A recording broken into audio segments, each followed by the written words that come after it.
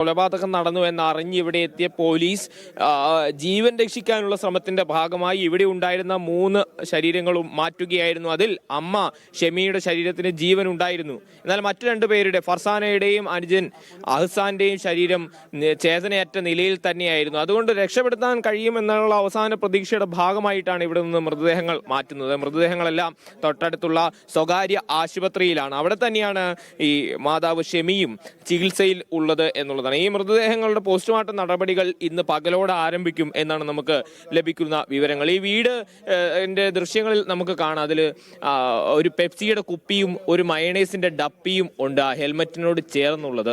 അഹ്സാന് മേടിച്ചു നൽകാൻ മന്തിയുമായി വന്നു എന്നാണ് ഇപ്പോൾ നമുക്ക് ലഭിക്കുന്ന വിവരങ്ങൾ അനുസരിച്ച് മനസ്സിലാക്കാൻ കഴിയുന്നത്. പോലീസ് നൽകിയ മൊഴിയിലും അത് തന്നെയാണ്. ആ മന്തിയുടെ ബാക്കിയായിട്ടുള്ള കാര്യങ്ങളായിരിക്കും ആ സിറ്റ് ഔട്ടിൽ ആ കസേരയുടെ മേലിരിക്കുന്നത്. വീടിന്റെ ഉള്ളിലാകെ അലങ്കോലമായ സ്ഥിതിയിലായിരുന്നു മൃതദേഹം പുറത്തിറക്കുന്ന സമയത്ത് എന്നാണ് ദൃക്സാക്ഷികൾ പറയുന്നത്.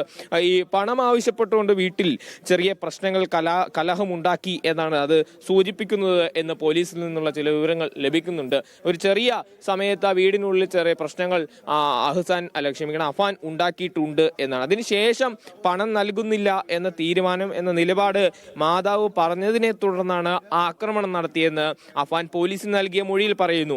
ആ മൃതദേഹം കിടക്കുന്നതിന്റെ ദൃശ്യത്തിൽ നമുക്കത് വ്യക്തമാണ്. മുഖം മൂടി ശ്വാസം മുട്ടിച്ച് ശേഷമാണ് മുഖത്തിന് അടിച്ചിരിക്കുന്നത് എന്നുള്ളത്. വഴിയിൽ ഒരു മുറിയുടെ പാതി ഭാഗത്ത് വീണ നിലയിലാണ് ഷെമിയുടെ ശരീരം കിടന്നിരുന്നത്. നടുവിനും ഗുരുതരമായ പരിക്കാണ് ആ വീഴ്ചയിൽ പറ്റിയിട്ടുള്ളത് എന്നാണ്. ആദ്യം ഷെമിയെ ആക്രമിച്ച ശേഷമാണ് വീട് പൂട്ടി ഇവിടുന്ന് പുറത്തിറങ്ങി പാങ്ങോടുള്ള അച്ഛന്റെ മാതാവിന്റെ വീട്ടിലേക്ക്, വാപ്പുമ്മയുടെ വീട്ടിലേക്ക് പോകുന്നത്. അവിടെ വെച്ചും ഇതേ ആവശ്യം തന്നെയാണ് അഫാൻ ഉന്നയിച്ചത് എന്നാണ് പോലീസിനോട് പറഞ്ഞിട്ടുള്ളത്. പണം നൽകണം, അല്ലെങ്കിൽ പണയപ്പെടുത്താൻ സ്വർണ്ണാഭരണം നൽകണം എന്നാവശ്യപ്പെടുകയാണ്. ഇതും അവർ നിരസിച്ചതോടുകൂടിയാണ് താൻ അവരെ ആക്രമിച്ചത് എന്ന് പോലീസിനോട് അഫാൻ പറയുന്നുണ്ട് സ്നേഹ. പിന്നീട് ആ ആക്രമണത്തിന് ശേഷം മറ്റ് ബന്ധുക്കളുടെ വീട്ടിലേക്കും പിന്നീട് ഫർസാനയെ വിളിച്ചു കൊണ്ടുവന്ന് ഈ വീട്ടിലേക്ക് തന്നെയും കൊണ്ടുവരുന്നു.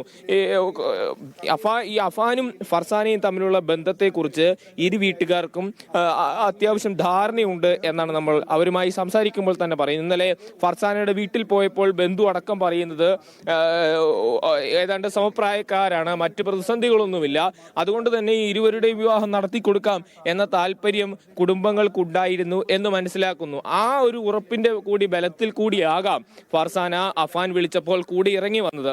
ഒരു 3:30 ഫർസാന സ്വന്തം വീട്ടിൽ നിന്ന് ഇറങ്ങി വന്നു എന്നാണ്. അവിടെ നിന്നാണ് തൊട്ടപ്പുറയാണ്, ഏതാണ്ട് 5 കിലോമീറ്റർ താഴെ മാത്രം ദൂരമാണ് ഫർസാനയുടെ വീട്ടിലേക്ക് ഉള്ളൂ.